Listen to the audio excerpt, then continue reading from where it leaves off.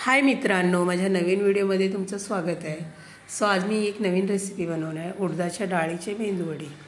So मेंदूवडे बनवण्यासाठी मी अर्धा kilo डाळ घेतली होती उडदाची।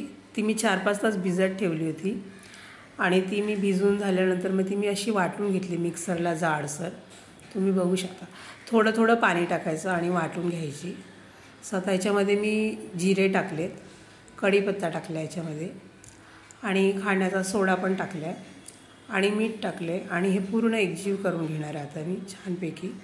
तुम्ही बघू शकता अशा पद्धतीने हे पीठ मळून वाटून घ्यायचे, म्हणजे डाळ घट्टसर एकदम। सो मी तेल गरम करायला ठेवलं होतं, त्यामध्ये एक एक मेंदूवडे मी सोडणार आहे, बघू शकता। पाण्याचा हात ओला घ्यायचा आणि मग पिठाला छिद्र करून मग ते तेलामध्ये एक एक सोडायचे मेंदूवडे। सो अशा पद्धतीने, आणि गॅस थोडा मध्यम ठेवायचा। फास्ट ठेवल्याने जास्त एकदम लालसर होतात। स्वतः आपले मेंदूवडे रेडी झालेले तुम्ही बघू शकता अशा पद्धतीने, आणि खाता सोडा टाकल्याने एकदम स्पॉन्जी होतात। आणि स्वतः आपले मेंदूवडे रेडी झालेले आहेत। हे मेंदूवडे मी सॉससोबत खाणार आहे। तुम्ही सांबारसोबतही खाऊ शकता किंवा तुम्ही चटणीबरोबर खाऊ शकता, पण मी सॉसबरोबर खाणार आहे। सो अशा पद्धतीने मी मेंदूवडे बनवलेले।